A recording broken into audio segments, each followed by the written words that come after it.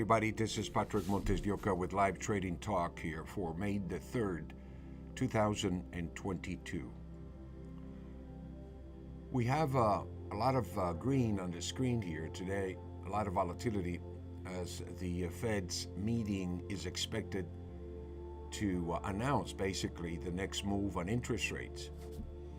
And so far, it seems that a 50 basis points is on the table. This was announced by Chairman Powell here on our last conference. So we have a choppy situation here, and I want to focus today basically on the standard deviation levels that we're working with for today, and also what the weekly looks like here as we move into the middle of the week.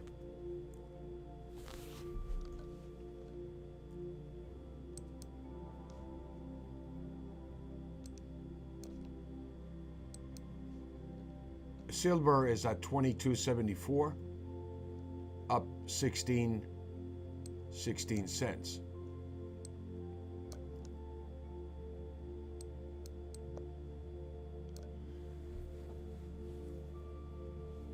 And what we see here is the standard deviation pivot points for today on the right of the chart.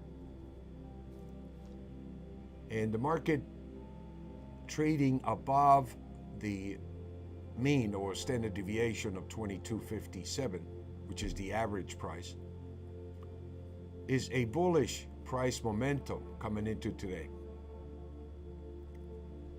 The price trading above it activates a bullish price momentum.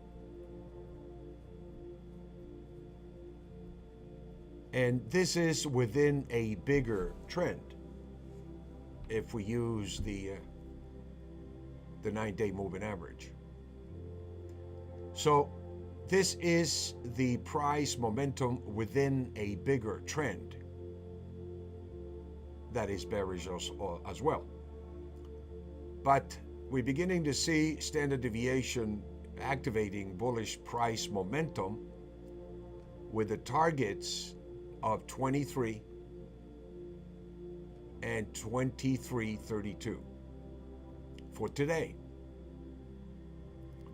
Now, what I recommend my traders basically is to take the highest probability trades. And when you're trading standard deviation 50%, it basically means the market can go either way and more than likely can chop around the average until it reaches the extreme above or the extreme below that standard deviation. We use a 2 standard deviation, which basically identifies the levels above the mean and below the mean, and incorporate the daily levels with the weekly levels that you see on the left of the chart, which are more predominant signals because they're weekly signals. And we can go on and take a look at the monthly signals and find the relationship of price to these levels, and also go into the cyclical, the cycles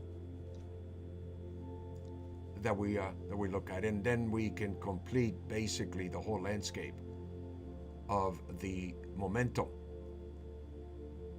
of the market, which is what we trade. The price below the weekly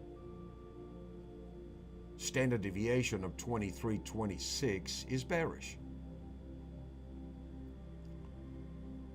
So we have a bit of a conflicting signal here with a weekly bearish price momentum and the daily bullish price momentum. So today is a good day, is a good time to watch the market, how it trades around this data, and see if it activates any high probability trades. And that is essentially the market going up to the sell 1, sell 2 targets and activating some kind of a reversion to the mean, or in the blue levels below of 22.25 to 21.82. So silver is neutral right now. There are no signals. Let's keep an eye on it.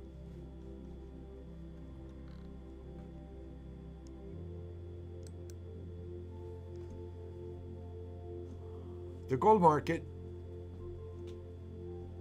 is a little different story.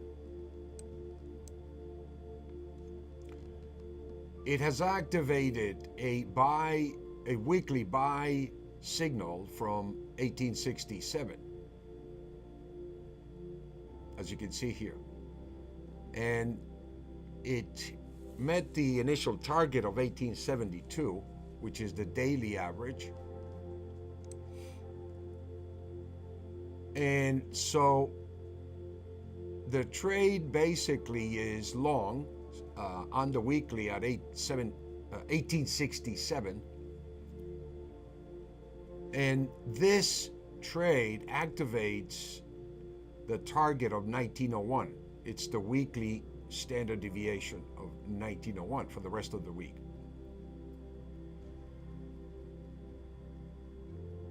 What the variable changing price momentum indicator, or we call VCPMI, identifies basically is that we are in an area of support. The market is oversold. These are very specific areas where the algorithm recommends for you to accumulate between 1867 and 1825 on the long side, if you get lucky enough that the price comes down to these levels. These are the highest probability signals that we can identify weekly and daily. On the other hand, the sell 1 levels of 1919 or 1891 are in place. So what we see here is the demand is greater than the selling pressure in these levels here. And this is what the algorithm identifies. Even though the market may come down by closing below it, what you want to do is use this correction to accumulate. If you are a multiple position trader, if you want to trade stocks, if you want to trade ETFs, if you want to diversify your inventory, this is a great indicator that tells you you want to buy into these levels. And it activated a buy trigger. Now, as far as your protection, this gives you 3 choices to protect yourself. First of all, you do not use a straight stop. The first stop is the most conservative one, and that is a close below 1867. You can go neutral. The second stop that we recommend is a catastrophe stop that we call, which is a maximum dollar stop that is based on your profile. And the third is basically to wait till the close and use this opportunity to accumulate if the market comes down here.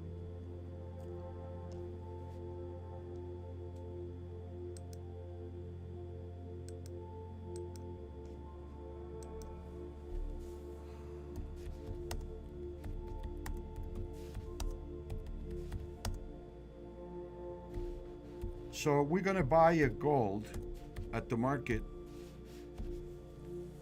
1869.50 to go long.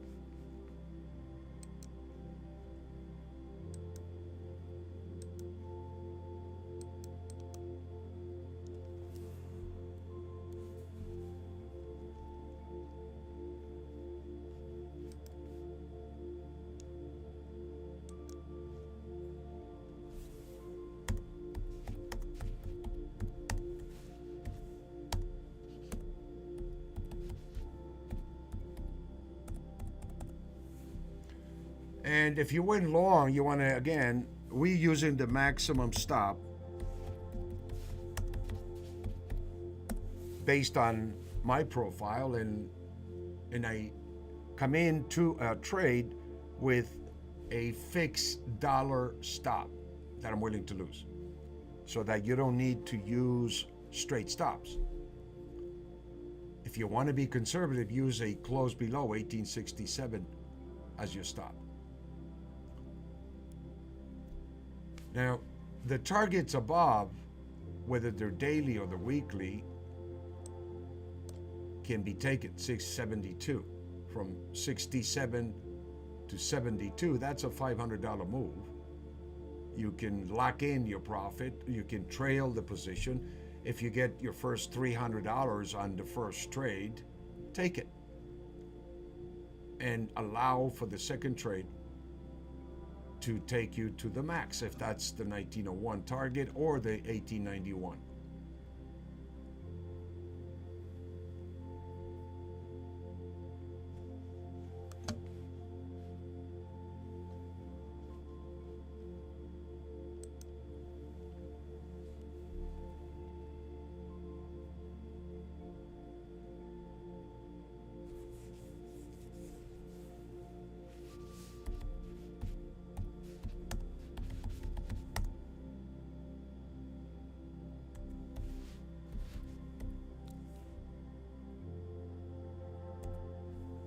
The weekly target is 1901.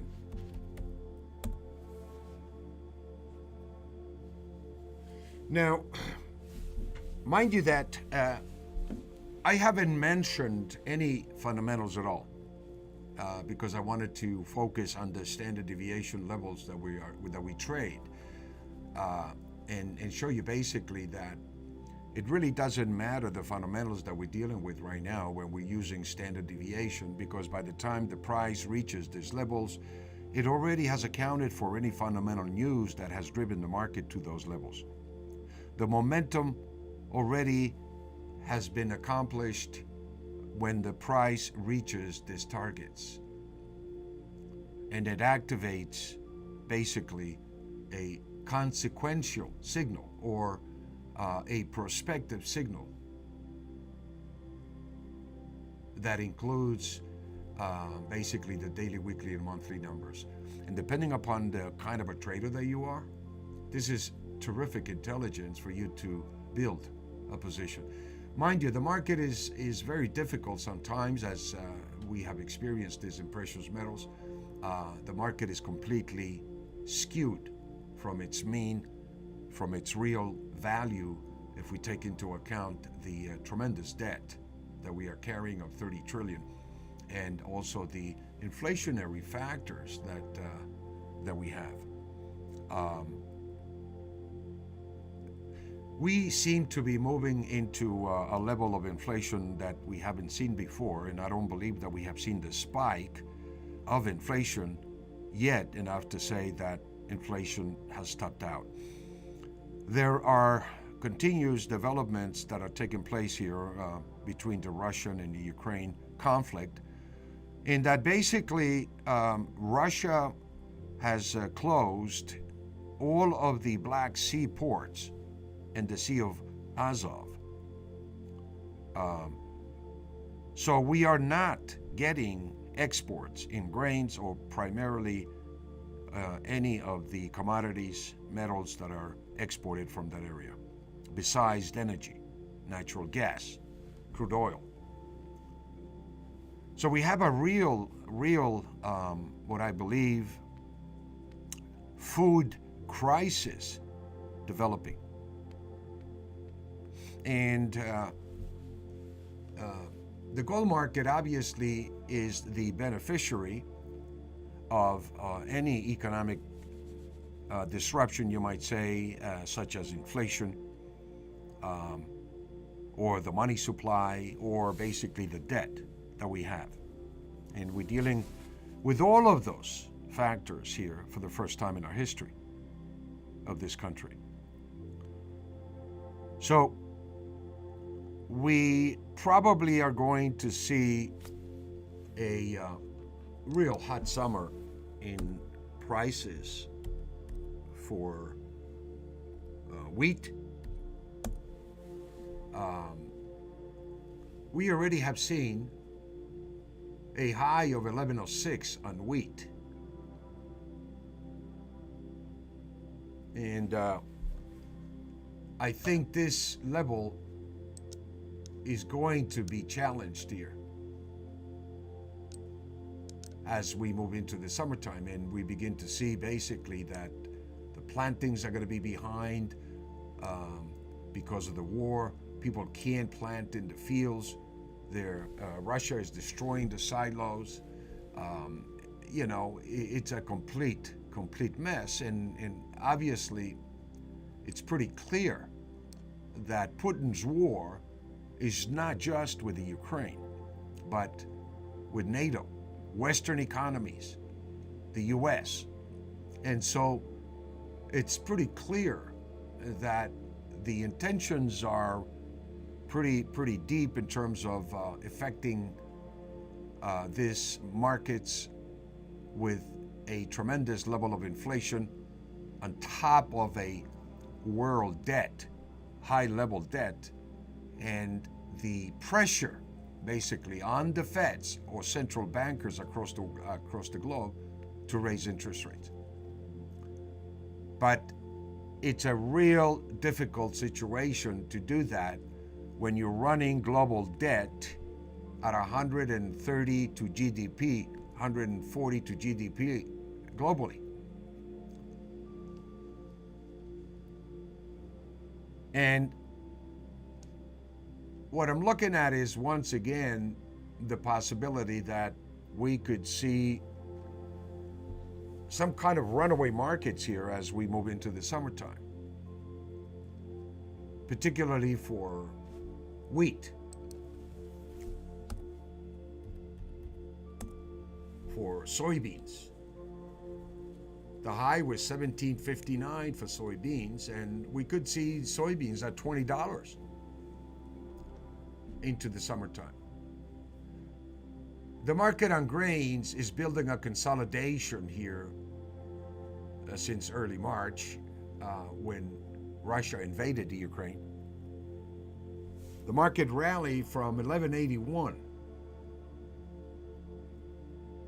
last year to 1759. This is soybeans. This is the basic source of food supply, a derivative for many food items. It is the economic indicator of inflation, and here obviously you see the price skyrocketing, and now it's being reflected on the shelves.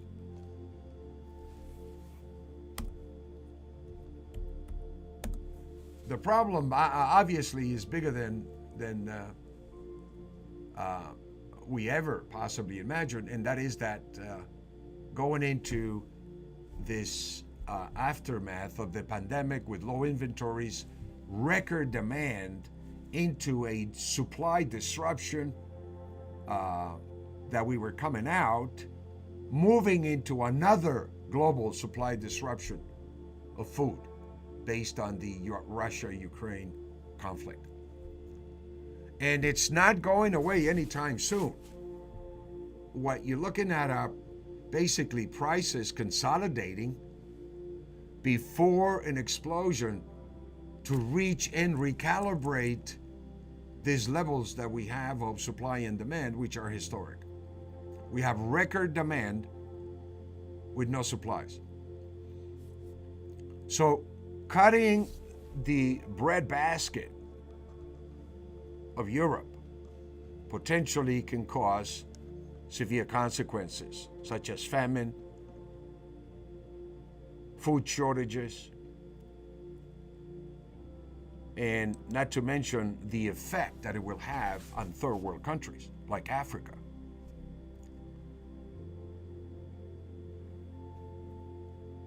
I think this is a serious situation that is not going away anytime soon.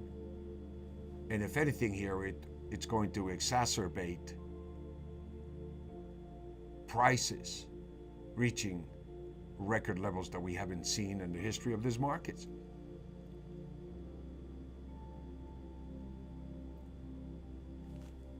You know, a lot of people compare the current inflation rate with the 70s. And I think that is a misrepresentation of the data, because we're dealing with different fundamentals, with a foundation of debt that we didn't have in the 70s. And we do have, obviously, similar situations, such as potentially an embargo on Russian crude oil, natural gas, potentially unfolding.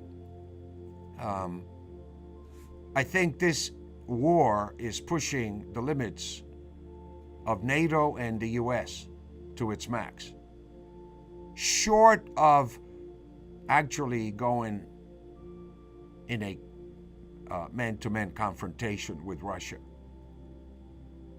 But we already are involved in that war by just sending supplies, ammunition, whatever they need to fight that war.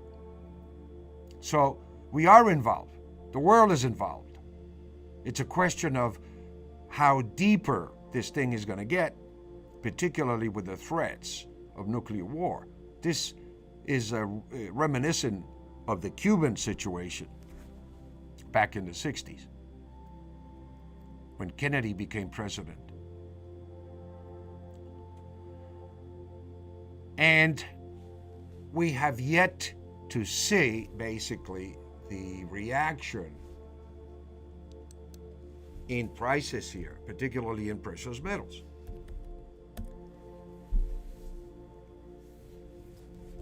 We saw a high of 2078 on March 8, right after the announcement of the war.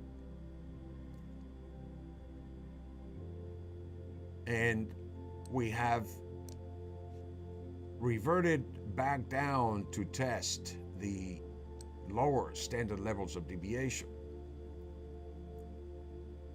that I keep mentioning. They are indicating to us that this is a strong area to accumulate. And so the market is not following this fundamental news that are tremendously bullish, but testing the previous levels of support and, again, identifying the extreme levels, the highest probability entry points. And I believe that's what we're looking at.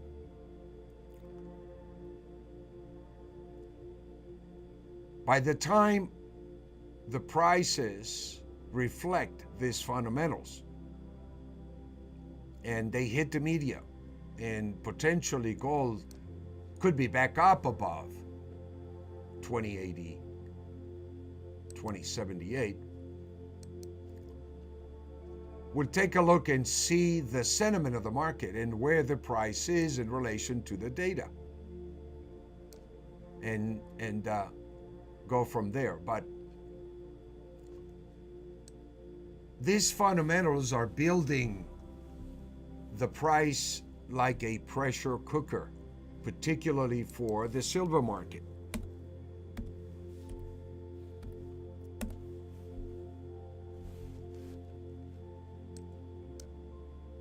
Now,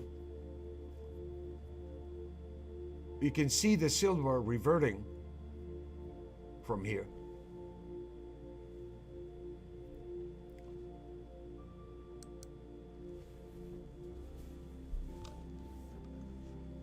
And the silver is the most undervalued asset on the board.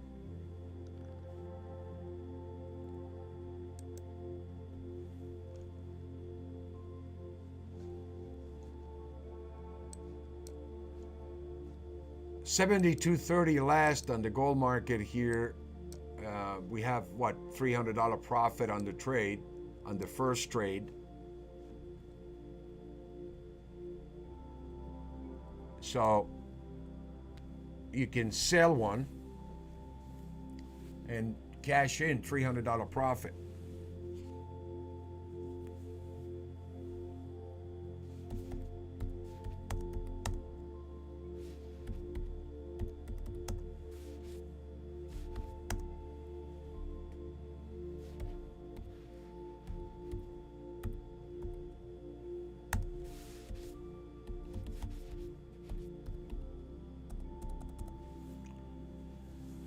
You can sell one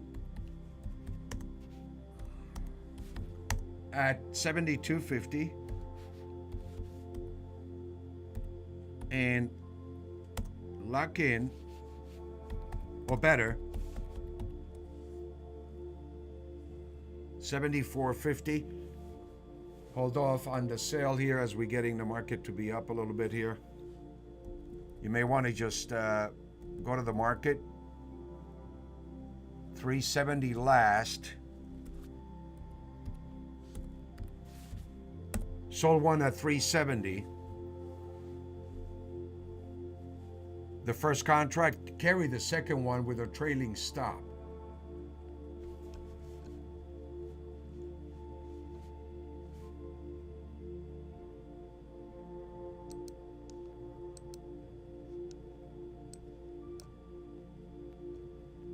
And you can carry that to 1891 or 1901. But you can see the momentum of the algorithm unfolding. Now it has embraced the daily mean of 1872, and it's activating now a daily bullish price momentum supporting the weekly signal of 1867.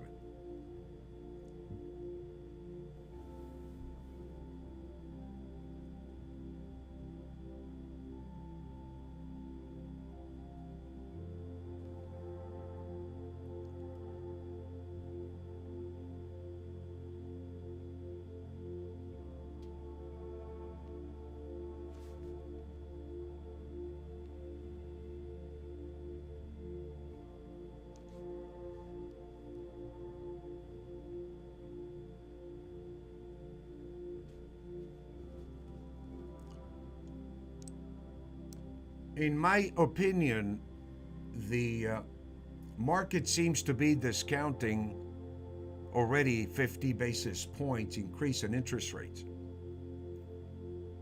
So most of the news is out already, and this is what's going on, that the Feds are talking the market. The market is doing the job for them by raising interest rates. We already are looking at about a 3%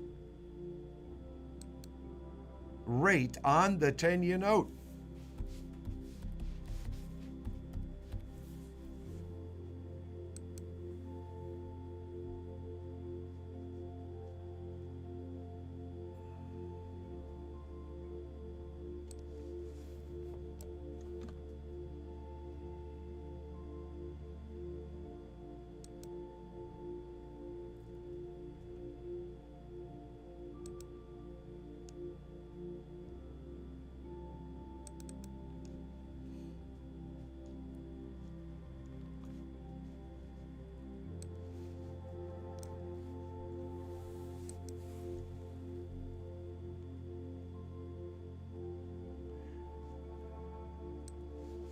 We're looking at, we're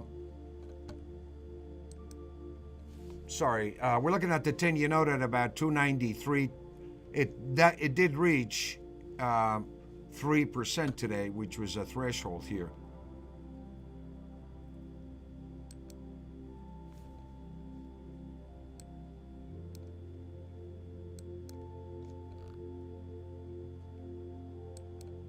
$293 last.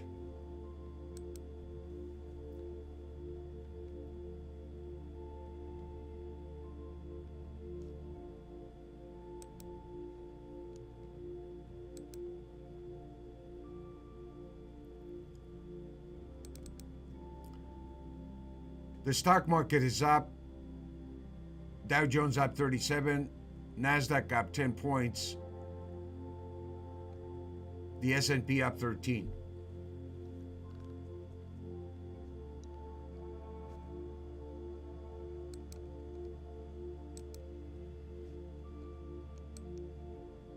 we have seen a phenomenal move on the 10-year note since 2020, which was around 0.33%.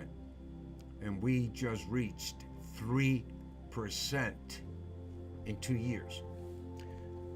So what I'm seeing here, ladies and gentlemen, is that there is a great deal of recalibration going on in the system because of rates moving up so sharply higher in a short amount of time, that I believe we're going to see casualties come out of this, as the system was highly leveraged.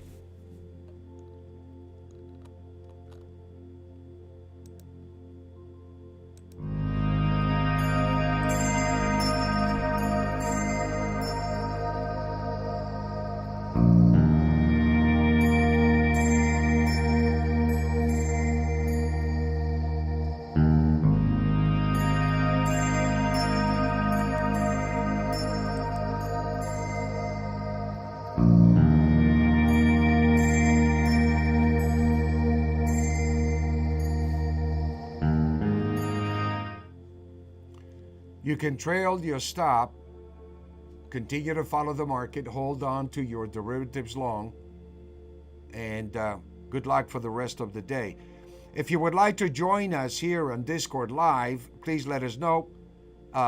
We'll be more than glad to give you a trial for you to come and see. We're open pretty much 23 hours a day, providing our self-directed traders the best possible data, the best possible intelligence, the best possible support for self-directed individuals.